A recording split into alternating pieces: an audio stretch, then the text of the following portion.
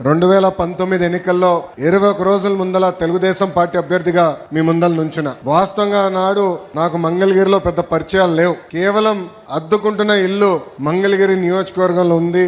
నియోజకవర్గ ప్రజలకి మంచి పని చేయాలన్న లక్ష్యంతో ఆనాడు పోటీ చేశా.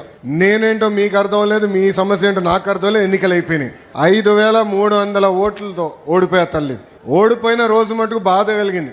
కానీ రెండో రోజు నుంచి ఆ బాధ, ఆవేదన నాలో కసి పెంచింది. మంగళగిరి ప్రజలకి మంచి పనులు చేయాలా, ప్రతిపక్షంలో ఉన్న పర్వాలేదు, వాళ్ళ మనసు గెలుచుకోవాలని లక్ష్యంతో ఆనాడు నుంచి నా పని ప్రారంభించాను. తల్లి ఒక్కసారి ఆలోచించండి. ప్రతిపక్షంలో ఉన్నప్పుడు మీ ఆరోగ్యం కోసం ఎన్టీఆర్ సంజీవిని పెట్టా.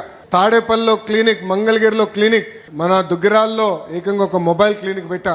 ఈ రోజుటి కూడా ఉచితంగా మేము మందులు ఇస్తున్నాం ఆ క్లినిక్లో. రెండోది, ఊర్లో పెళ్లి జరిగితే గౌరవంగా బట్టలు పెడుతున్నాం. ఆనాడు కార్పొరేషన్ స్పందించబోతే ఎవరికైనా నీటి సమస్య ఉందంటే ఉచితంగా ట్యాంకర్లు పెట్టి నీరు మీకోసం అందించాను. పిల్లలు క్రికెట్ ఆడాలంటే వాళ్ళ కోసం మంగళగిరి ప్రీమియర్ లీగ్ కూడా 3 సార్లు ఏర్పాటు చేస్తాం జరిగింది. ఇంకో పక్కన మహిళలు సొంత కాళ్ళపై నిలబడాలి, కేవలం కుట్టు నేర్పిస్తే కాదు, ఉచితంగా మెషిన్ అందజేసి అవసరమైన పని కూడా ఈ రోజు తెలుగుదేశం పార్టీ మీకు కల్పిస్తుంది. తల్లి, ఇలా 26 సంక్షేమ అభివృద్ధి కార్యక్రమాలు మీకోసం చేశా. 2024 ఎన్నికల ప్రచారం మీ దగ్గరకు వచ్చా.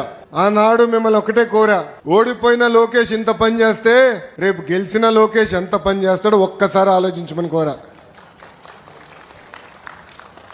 ఆనాడు మిమ్మల్ని ఒక విషయం అడిగా తల్లి. 5300 ఓట్లతో ఓడిపోయా కదా, దాని పక్కన ఒక 0 పెట్టండి, 53,000 ఓట్ల మెజార్టీతో నేను గెలిపించి శాసనసభకు పంపించండి కోరా. కానీ తల్లి, ఈరోజు గర్వంగా చెప్పగలుగుతున్నాం, 91,000 మెజార్టీతో ఈరోజు నన్ను మీరు గెలిపించి శాసనసభకు నాకు పంపించారు.